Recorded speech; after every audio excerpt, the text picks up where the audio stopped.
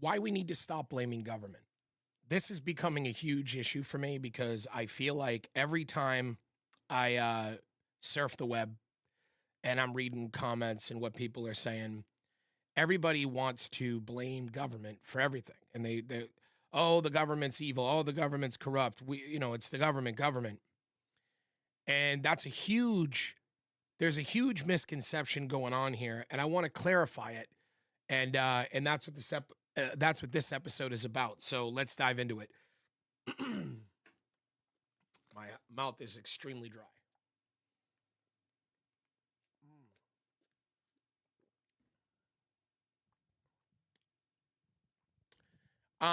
This episode was definitely prompted. Uh, it was definitely prompted by a conversation or a debate I was having with someone online, who I like and respect a lot. But we were having just a debate about it. Um, and one of the things that was being said, or I guess you could say one of the most reoccurring constant things that are always being said is how corrupt the government is. But I want to point something out to you guys. And the way that I'll explain it is like this. If you never do your dishes, if every time you cook a meal and you pile the dishes in the sink over and over and over again, you can't then turn around and blame the sink for why there's dishes in the sink. Okay? So, it's not the sink's fault. It's your fault for loading it with horrible dishes. So put the blame where it goes and hold yourself accountable for filling the sink up, right? It's the same exact thing with a car. If you don't change the oil, if you constantly drive around on little to no gas, if you don't, put air in the tires when it needs it, if you don't clean it and take care of it, it's gonna fall apart quickly. And you can't go, well, it's the car's fault. It's the owner's fault. Okay? So the reason why I'm stating this is because the government has been corrupted.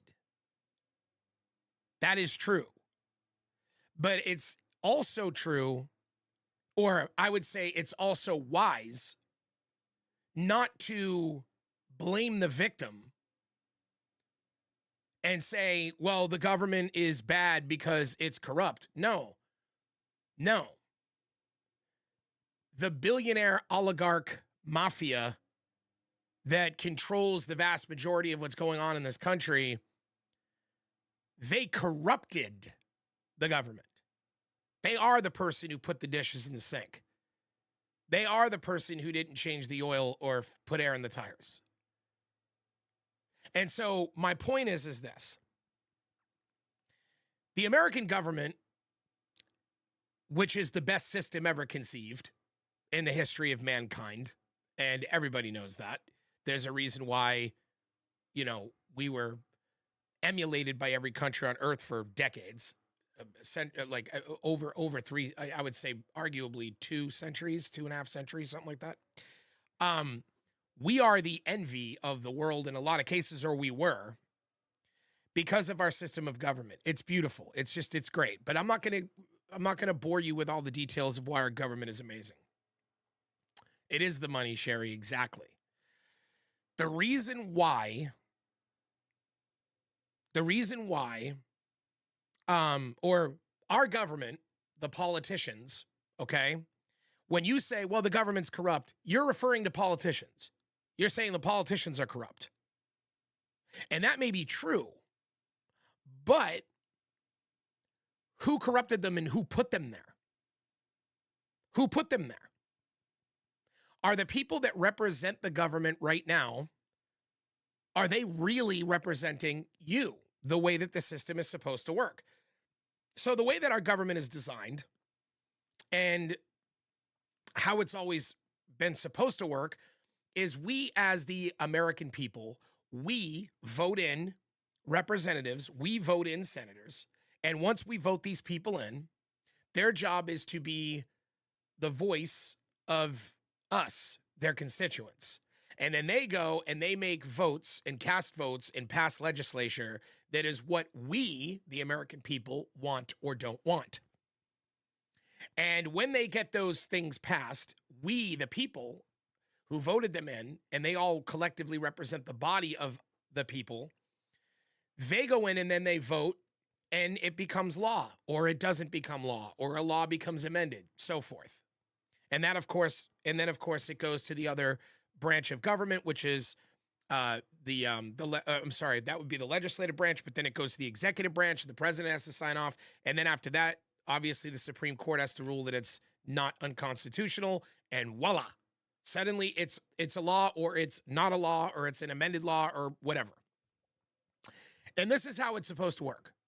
And the way that and the reason why I'm bringing this all up is because the people who are in government, the politicians who are in government, are not the people, in many cases, not all of them, but in many cases, are not the people that we really want to be in office or representing us. And what I mean by that is that there was look up the Lewis Powell Memorandum. The Lewis Powell Memorandum, which was written by a Supreme Court Judge, Lewis Powell. And it was back in the 70s, early 70s. I believe it was 71, but I could be wrong. Don't quote me. But Lewis Powell wrote a memorandum basically stating that because of the 60s, Martin Luther King, the Woodstock and the hippie era and everybody, that they felt like there was too much democracy, and that the people were actually in charge of the country, and that wasn't good. And that corporations needed to take over the resources and control and dominate the resources so that they could basically have more control over the direction of things. They wanted a corporate takeover. Google it, Lewis Powell Memorandum. It's a real memorandum. It really happened. Well, this went on to become, or I guess you could say bloomed into, Buckley v. Valeo. And Buckley v. Valeo was a law that ended up passing, which basically made it so that the ultra wealthy could give unlimited amounts of money to campaign finance. Now, once this happened, you embarked on a situation where we embarked on a situation, the country did, where those with the money started to decide who our politicians were. You understand what I'm saying? They decided who our politicians were. The money did. Why? Because if it costs money to win an election, okay, then he or she who have the money winneth. He or she who haveth the money winneth, right? So we wound up in a situation where people running for election, even people who meant well, people who wanted to change the world, who wanted to have a positive impact on the world, they needed to get money to be able to go out and market and advertise and run ads and go and tour around and talk to the people. It costs money. And if the wealthiest people, because it was deemed free speech, were allowed to give unlimited campaign contributions to a candidate, it broke the system. Because now you had the ultra wealthy in a position where they could essentially go, all right, well, if we can decide with our money who's going to win, then we can control things. Because this will basically mean that if we want to, if there's a regulatory measure where they're making, a meat factory test its meat products to make sure that they're not loaded with impurities. Well, if I own a multi-million-dollar meat factory, I could just give $2 million to a senator, help him win an election, and have him remove the law. And we'll be in charge of the people that are in there, and we'll only fund and back the people that are willing to do our bidding. Do you see what happened there? So when I talk about why you shouldn't blame government. That's why.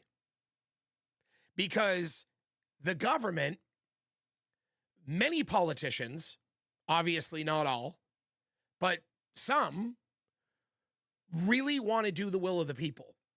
They were activists, they really cared, and they did whatever they could to get in government because they wanted to make change. That's a true thing. But how do you make change when every second of your day is spent dialing for dollars? Because you need to keep winning, winning, winning, winning. You need to keep getting funded, getting funded, getting funded. So if you're a person, okay, let me walk it back.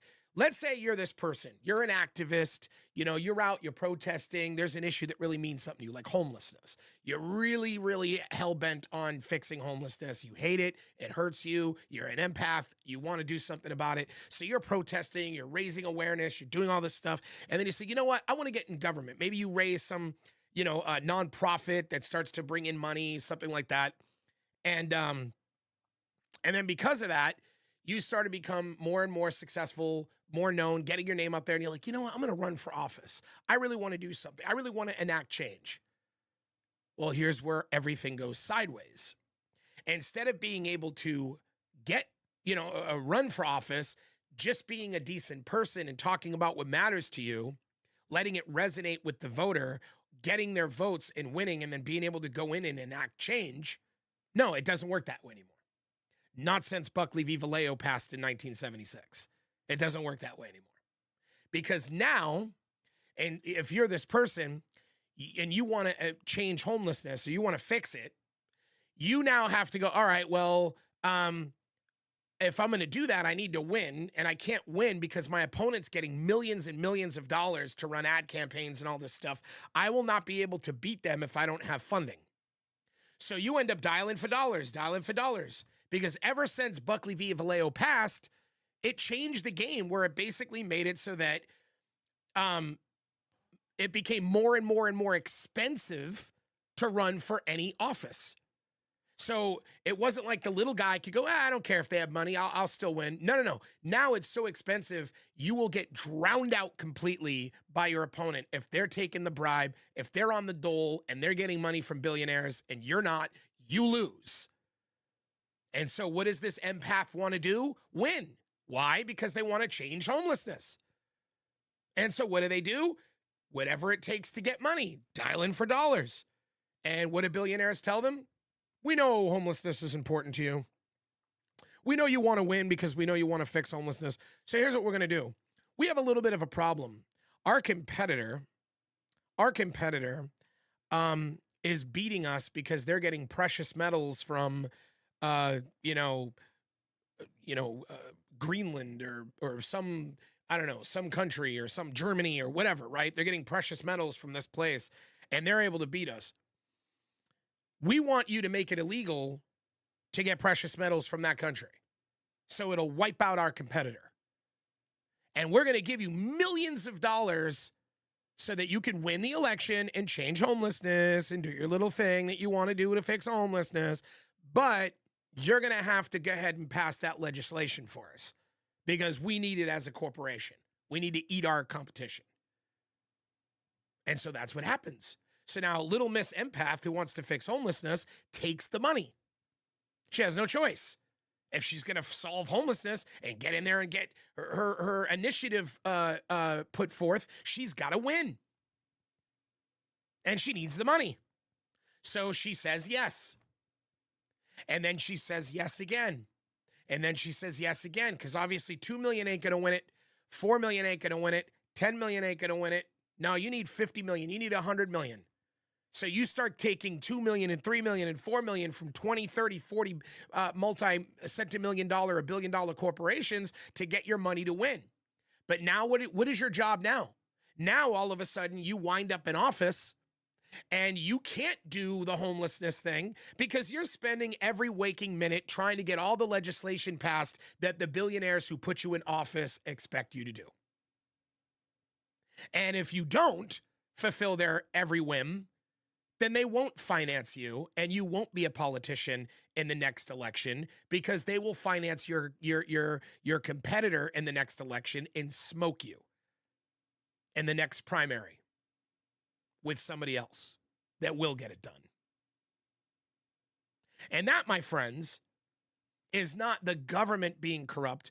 That is billionaire corporations corrupting the government, putting dishes in the sink, not changing the oil, not putting air in the tire.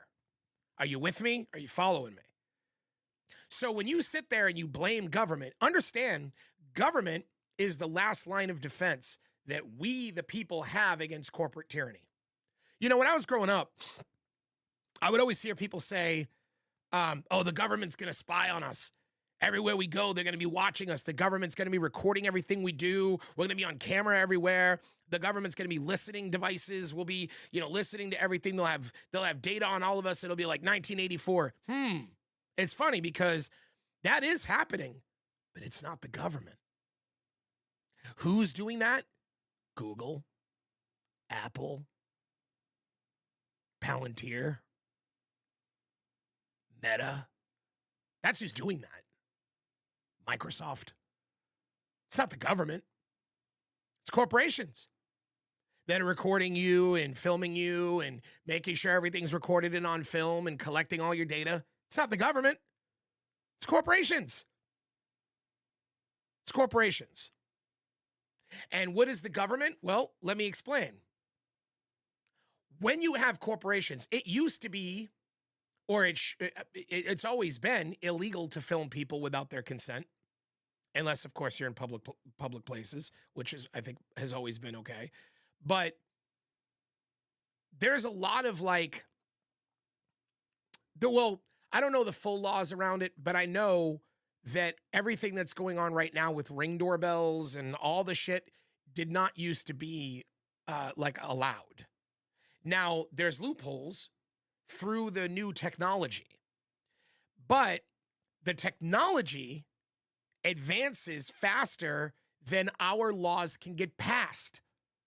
So because we have such a very good system of government, it takes a long time to get a law passed. A long time. You have to get a lawyer to draft the legislative bill. You have to get the bill on the House floor. You have to get the House to accept it and into the voting block. Then they have to vote on it.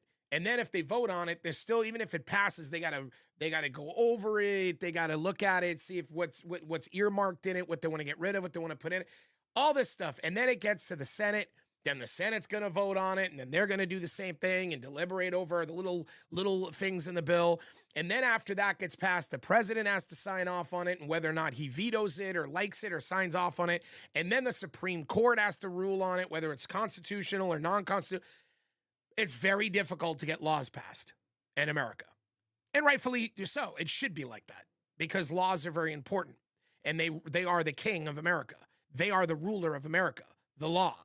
And so it's very, very difficult to be able to get a law created or passed, right? So if technology could just rapidly advance, there's no AI laws. AI came out of nowhere in the last 3 to 5 years and just rapidly advanced. So AI is advancing faster than the law can regulate it. Understand? Same thing that happened with Ring doorbells and iPhones and all. The technology has been rapidly advancing faster than our laws have been able to regulate it. And who regulates it? The government. The government. So why don't they regulate it? Why aren't laws being passed? Why aren't they trying? Well, because they're the people that are in office, not all, but a lot, were not put there by your vote. They were put there by the corporations that own the technology. They were put there by the corporations that own the technology. And so therefore, those politicians are not going to pass legislation to regulate Apple and Microsoft and Meta and Palantir because these politicians were put there by these corporations. They were funded by these corporations. These corporations are who gave them the money to run their giant campaigns to win in the first place.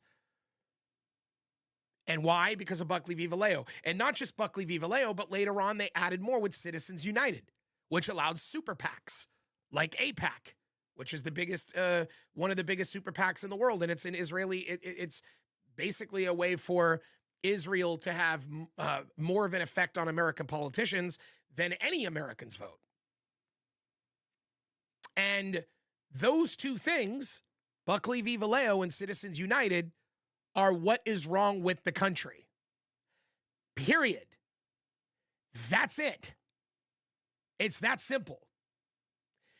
If you get enough people to vote, or not vote, I think it starts with a petition, but it's a long, arduous process, but America needs to unite around removing Buckley v. Vallejo, reversing it or amending it in some way where it could stop being abused, and Citizens United needs to be abolished. And then on top of that, we need government-funded elections. Government-funded. So we're all taxpayers. Well, if you work in any capacity and make money, you're a taxpayer to a degree. You pay taxes even if you don't. You pay sales tax. Even if you have no job and someone just gave you 20 bucks, when you go to the store to buy something with that 20 bucks, you're going to pay sales tax, right? We all pay taxes into the system, everybody, right? So if that money that we're paying into the system was used to fund the elections, then the government works for us. The politicians work for us. You work for who pays you. Everybody knows that. You work for who pays you. So if the billionaires are the ones financing their campaign funding, then that's who they work for. If the taxpayers were financing their campaign, then that's who they work for. Are you with me? So the bottom line is that the government is the last line of defense that we have to protect us from corporations, from them overstepping. Now, you guys know I made a video the other day about my favorite top 15 billionaires. I love Google's ownership. They're great people. I don't think that they would have, I really don't think that they have any negative intention. And that's fine. There's a lot of billionaires I do think have negative intentions. And at the end of the day, whether they do or whether they don't, the people who referee that, the people who monitor their behavior to make sure that they do not overstep to harm the people is the government. And so if we continue to hate government and blame government and just keep chalking it up to the government, we're not looking at the problem. We're not addressing the actual problem, the people that we need to be addressing, which is the billionaires who put all the politicians in there in the first place with their money. Because we ended up passing these laws that allowed them to do that. Unlimited campaign contributions. You know, Robin Williams used to have a joke. Rest his soul, such one of the best comedians ever. But he had a joke where he said politicians should be like NASCAR drivers and wear the logos of all their sponsors on their uniforms when they're running for office. I always thought that was genius, but it's true. That's where we are. These people are funded by big-time, huge corporations, military-industrial complex, oil and energy complex, tech complex, finance complex, the banks. These big, giant corporations give the money to the candidates they want to win, who are going to do their bidding. And then keep in mind that there's a benefit to it too. The politicians get in there, and now they're on the inside with all these billionaire oligarchs, and they know firsthand information about what companies are doing before the people do, and that's why they are beating the S&P 500 with their stock investments. No one beats the S&P 500, but politicians in America do. You ever wonder why? Why they're constantly having serious gains in the stock market? Because they're in the club. They're in the club, and they were put there by the club. And that is the problem. Not Donald Trump, not Republicans, not Democrats, not liberals, Not a fucking green-haired college girl who wants to fucking like have identify as a boy instead of a girl. That's not the fucking problem. It's not the problem. Even some old fucking guy who's 60 years old that's a MAGA, that's racist as fuck, that lives in, some rural fucking area, he ain't even the problem. I mean, his bigotry sucks and he's stupid, but at the end of the day, that is not what's causing the fucking problem. That is not the cause of what the fuck is going on that is fucking up the country. It is not MAGA. It is not a racist. It is not a fucking lesbian, a protester. It is not it isn't liberals. It isn't conservatives. It's billionaire oligarchs that own the politicians because they put them there. It's not like politicians win and then they bribe them. No. The politicians that they don't want to win won't win, period, because they won't fund them to win. So the people that are in office, the majority, are put there by the billionaire corporations. They're put there. So stop saying the government is corrupt and change the statement to the government has been corrupted by billionaires, because that's the truth. And then you put the accountability on the people that you need to give the accountability to. The people who corrupted the government. And again, it's not a bug, it's a feature. They did this on purpose. Read the Lewis Powell memorandum. Google it and read it. I know a lot of you don't like to fucking read, but I'm telling you right now, Google it and read the Lewis Powell memorandum. The Louis Powell memorandum, it was literally an agenda. They wanted to intentionally create job insecurity. They wanted to intentionally create wages people can't live on. Why? Because if people are focusing on surviving and having to figure out a way to get paid and survive, then they're less concerned about their rights. People were doing so well in the 50s and 60s because our economy was literally the most kick-ass it ever was in history, thanks to Franklin D. Roosevelt's policies. We had one of the best economies in the world ever, in world history. And everybody was so prosperous and not starving that they looked at more important things like their rights. And the corporations saw a fucking major problem with that. Read the Lewis Powell memorandum. Look up Buckley v. Vallejo. Look up Citizens United. Read what these laws are. Read when they were enacted. Read what they did, what they do. And tell me that it's the government that's the problem. Because it's not. It's not the government. It is laws that we allowed to get passed. The representatives who are in office that are not funded by the billionaires, the representatives who managed to win a Senate race, managed to win a House race without being funded by the billionaires, those are the people we need to support. The people who want to actually represent their constituents. I'm not going to tell you to vote Republican. I'm not going to tell you to vote Democrat. I'm not going to tell you which way to vote. Because if you're an American, you can vote any way you want. That's the right. That's your right to be an American. But what I will tell you is that if anyone that you want to vote for has taken large sums of money from billionaires and billionaire oligarchs and tech companies and military, industrial, oil and energy, any of these gigantic companies, I would steer clear. Because that is what's the problem with the country. That's the issue. Nothing else. You know, we're embarking on a time right now that is the most dangerous. We are, the next 3 to 5 years is going to be tumultuous. People have no idea what's coming. I live in the city of Los Angeles, so I know it's coming. In LA, we're an advanced city. We get a lot of everything, all the technologies and everything much sooner than most like rural towns. So if you're out there and you live in a rural community, you're not seeing self-driving vehicles all over the highways. And I'm not talking about one occasionally here and there. I'm talking about thousands, thousands and thousands of self-driving cars all over the city streets in LA. I'm talking about truck drivers cooked, Uber drivers cooked. Okay. Software that just came out like Claude 4.6, Opus, that allows you to build a website in mere minutes. Any app, anything you want, any video game, any software, anything from minutes to a couple of days, depending on the size of the project. Coders are cooked. People who went to school for decades to learn programming have no job.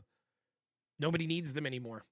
I mean, there's a certain level of high degree where they're still useful, but that'll be gone in the next 3 years. Wiped out. Because what Opus can do right now is so good and so superior that even now it could wipe out 70 to 80% of what programmers can do. But in a year, 2 years, 3 years, it's gone. It's gone. Companies are doing everything they can to replace everybody, secretaries, middle management, everybody. Nobody has to look anymore at the numbers. Nobody has to, they're going to have dashboards created, AI programming, running things. They're not going to need, they're going to have AI customer service. It's already happening all over the country. People who work from home right now answering the phones when you call AT&T, they're gone. They're gone. They're going to be replaced by AI. Why would a company pay them when they can just have a fucking machine do it? And all of this is about to happen very fucking rapidly. And all of the power is about to be, and the wealth, all of the power and wealth is about to be extremely concentrated at the top. Because I don't own an AI data center, and neither do you. I don't own an AI data center. You don't own an AI data center. You know who does? Google, Meta, Microsoft, Amazon's about to. I know they're about to create, tens of billions of dollars in AI infrastructure. Okay? Palantir. These companies own data centers. We don't. So make no mistake about it, when every single thing in our society is running on the infrastructure of artificial intelligence, and there are no jobs because of it, every single thing that's governing and running everything that's in our society will be ran by data centers owned and controlled by 6 to 8 corporations. 6 to 8 companies. And that's it now. With the way things go, monopolizing, it wouldn't shock me if, in the future you'll see a Meta buyout like a Palantir, or you'll see a Tesla buy out like and Google will buy out like a Meta or whatever. I mean, and over time, there'll probably only be like 2 companies. Because that's what happens with every sector of business in America. Look at banks. When I was young, there was 1 million banks. Not anymore. Every bank on every corner, everywhere in the country is owned by one of 3. Same thing's going to happen with artificial intelligence. It's only a matter of time. And that's why they're in a race to see who can get the most advanced. But let's talk about socioeconomic mobility real quick. When we talk about socioeconomic mobility, what is that? Well, that is, years ago, there was no Jeff Bezos. The people who had all the money, let's say like in the 80s, were the companies like AT&T, or the companies like Procter and Gamble, companies like, the Merrill Lynch, and the banks and corporate, whatever. There were certain people that own these companies, but there was no Jeff Bezos. He didn't exist. But what was Jeff Bezos able to do? He was able to utilize something called socioeconomic mobility. He was able to take advantage of the system of America to create a company and then become the next billionaire. Later on, that didn't exist. New family, new bloodline, new power enters the equation. That's going to be gone. Because if everything is being invented and everything's being created with AI and AI tools, and everybody has access to those same tools, keep in mind that the general public does not get access to artificial intelligence tools until after companies like Google and Microsoft already had it for months. They have the data centers. So they're getting AI to point at AI and learn to get better and better and better. And they're like you take like Google Flow. Right now, you can make movies that are literally major motion picture quality with Google Flow. Does everybody have it? No, it's extremely VIP only, limited access. People in Hollywood that have higher up connections, they have access and they're making AI movies with that right now. The general public doesn't have that. They don't have that. Google Flow is around, but the general public now, we get Sora from OpenAI to make like little 10-second clips that don't even look that realistic still. And that's what I'm trying to tell you. So if the average American who's creative and has an idea, ooh, I want to invent something, and now I can use AI to invent it. The AI you're using to invent that idea, Google already had that AI for 6 months before you did. You don't think they have a team of people who already thought of that idea? So that means every invention is going to be constantly curated and then developed by the same corporations that own all the AI data centers. And then, you know, I don't even want to get started on the negative paranoid side when I think about how they have drones that literally can scan 1.5 mile radius and scan 40,000 faces a second and identify who you are. AI drones that can scan 40,000 facial recognitions within 1.5 mile radius in a second. So if these 6 to 8 companies, and I'm not saying that they are or that they will, I'm just saying if they wanted to completely dominate and take control and force everybody to live under their whim, and since there's no jobs, let's say they issue a UBI and everybody's going to live off of some kind of fucking stipend because there's no jobs, right? And to save the economy, they have to give people money. That's unsustainable. That's not going to last. That's going to crash. And then what happens when everybody's sitting around living off of them, and then you get in a car and it's AI taking you somewhere. You go into a building and the door opens because AI is controlling it. You get an elevator. Now elevators are being controlled with artificial intelligence or whatever. Every single aspect of our lives, AI and everything, right? If those are all being controlled by data centers across the country owned by 6 to 8 corporations, and they are giving you a dole to live on, who's to say if they don't decide to flip a switch and say, you know what, we want to have total control and power over everybody. Do what we say or die. What are you going to do? How are you going to resist when they have fucking drones that can fly around and scan 40,000 faces a second in 1.5 mile radius? How are you going to fucking resist? If they decided to kill anybody who would rise up against this, right? And I know people are probably thinking like, oh man, you're uber paranoid, bro. AI's cool. It's going to be great. I don't have a fear of AI. I don't have a fear of technology. I don't have a fear of advancing into the future. Those are not my fears. I am not scared of AI. I am scared of AI in the power of a few who may not have good intentions. We already know that they don't. We've already seen how a lot of these people don't. Some of these people are in the fucking Epstein files and are being related to questionable activity. You know, Peter Thiel has talked about transhumanism. He's telling people that anyone who's against tech is the Antichrist. He's literally out there saying that. And he owns Palantir. Elon Musk is talking about how he wants to impregnate multiple women, which, by the way, Jeffrey Epstein said the same thing. He was going to use Zorro Ranch as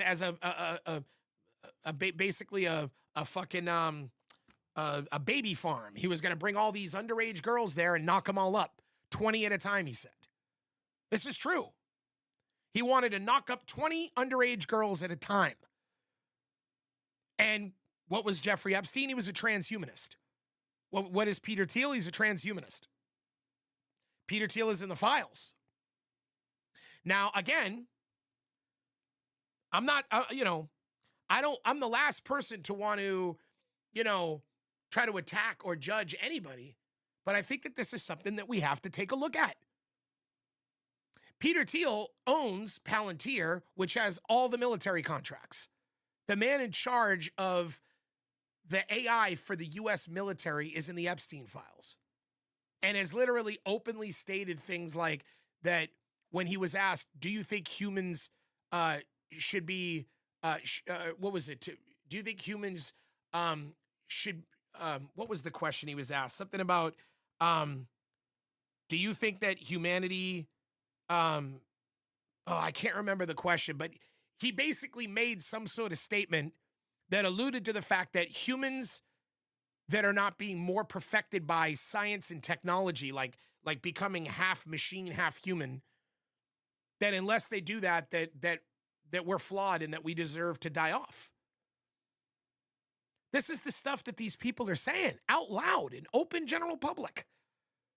So I think that when you see this, okay, when you see people like the Ellisons, right, going by Paramount Global, and then immediately you see CBS, which is owned by Paramount Global, suddenly become completely right-wing rhetoric, totally everything Trump can do no wrong, all this crazy stuff, right?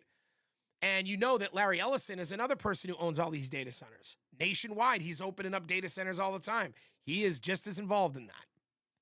And by the way, these data centers are destroying farmlands. These data centers are polluting the earth. These data centers are causing major fucking problems. The Environmental Protection Agency would have never allowed the shit that they're doing. And they know that. That's why they love Trump. Because he goes in there and he fucking axes the entire EPA and gets rid of all regulatory measures and lets them fucking run roughshod over the whole country. And they love it because they're like, okay, he may get impeached. Okay, but we got 3 years while he's in office to put this plan in place and get it all completely orchestrated so that by the time he's gone, it's already done and it's too late. And this is where we are. This is where we are right now. And by the way, if you guys can hear that buzzing, there's people doing construction all around my spot. It's so annoying. It's so fucking annoying. One of the things that I wish I would have known before I rented this is that I was going to be dealing with 24/7 fucking construction going on around my unit. But anyways, hopefully you guys can't hear it. But so anyway, my point is that as long as you keep blaming the government, right now when you have Trump in office and he is not regulating them and he's letting them do whatever they want, that's exactly the problem. That's what I mean when I say government is important, because Trump was put in office this time around heavily supported by these tech people and these tech oligarchs for a reason. For a reason. Okay? So now what I'm trying to tell you is if you have a leader in the next campaign, in the next election, who wins that is not on the dole of these people, then that leader may regulate them. And that's why government itself just needs to be fixed. We need to overturn Buckley v. Valeo or change it, alter it somehow. We need to abolish Citizens United. We need to protect our politicians from this bullshit, not blame them for every fucking wrong thing that happens. Because the people that are fucking you over right now are not them. It's not them. And the politicians that are in office that are allowing them to do it are not real politicians. They're shills that were put there by billionaires.